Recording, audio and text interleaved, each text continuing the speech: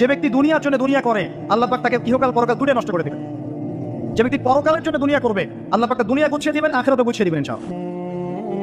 প্রথম কথা হচ্ছে এই যে দুনিয়ার জীবনকে প্রাধান্য দেওয়া যাবে না।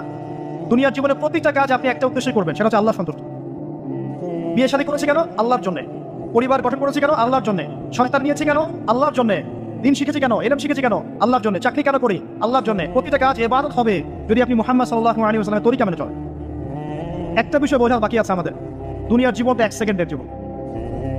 আল্লাহ পাক সূরা হাদীদের মধ্যে বলেছেন, ই'লামু আন্নামাল হায়াতুদ দুনিয়া লা'iবun ওয়া লাহব ওয়া জিনাতুন ওয়া তাফাখুরুন বাইনাকুম ওয়া তাকাথুরুন ফিল আমওয়ালি ওয়াল আওলাদি কামাথালি গায়যিন আ'জাবা আল-কুফফারা নাবাত ثم يهيج فتراه مصفرا ثم يكون حطاما وفي الآخرة عذاب شديد ومغفرة من الله ورضوان وما الحياة الدنيا إلا متاع الغرور। আল্লাহ পাক বলছেন, জেনে রাখো তোমরা সবাই এই জমিনবাসী, এই দুনিয়ার হায়াতটা খেলা। খেলা মানে কি দেখেন, ছোট্ট বাচ্চারা খেলা ছাড়া কিছু বোঝে? ওর কাছে দুনিয়া ওইটাই। দুনিয়ার প্রথম স্টেজ খেলা। ওয়াল্লাহ একটু বড় হবে, যখন কিশোর হবে, ওর কাছে ঠাট্টা হাসি তামাশা, ডোন্ট কেয়ার, দুনিয়াতে কোনো কিছু নেই, খাওয়া দাওয়া ফুর্তি করো, লাকি।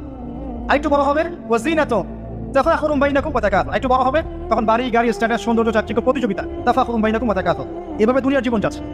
এই এক্সাম্পলটা আল্লাহ পাক দিয়েছেন এমন ভাবে যে একটা ভূমি ছিল অনুর্বর, বৃষ্টি হলো, সেখানে সবুজ শ্যামল ফসল ফলত, এক পর্যায়ে ফসলটা আস্তে আস্তে হলুদ বর্ণ ধারণ করলো এবং সেটাকে কেটে ফেলা হলো, তারপর শুধু খড়কুটা বাকি থাকলো।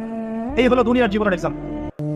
এরপর পরকালে বাকি আছে দুইটা জিনিস, হয় ক্ষমা, রিদওয়ান, মাগফিরাত, ক্ষমা, অথবা আযাবুন শাদীদ।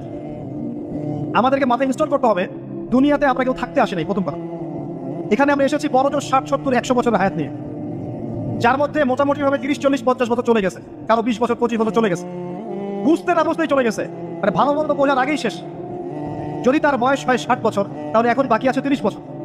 আর এই ব্যক্তি যদি ঠান্ডা মাথায় রাতের বেলা চিন্তা করে, এই 30 বছর যে আমার চলে গেছে, আমার অ্যাপ্রক্সিমেটলি 30 বছর বাকি আছে।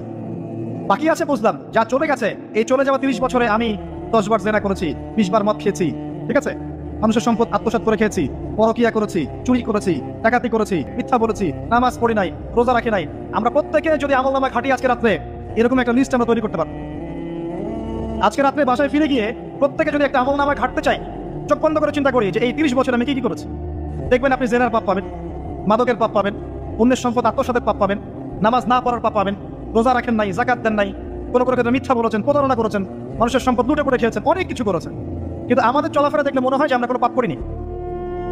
এই জায়গায় ঠান্ডা মাথা চিন্তা করে আপনি দেখবেন পাপ দুই রকম। কয় রকম? দুই রকম। আপনি দেখবেন আল্লাহর সাথে জড়িত কিছু পাপ পাবেন, নামাজ পড়েন নাই, রোজা রাখেন নাই, মিথ্যা বলেছেন, ইত্যাদি ইত্যাদি।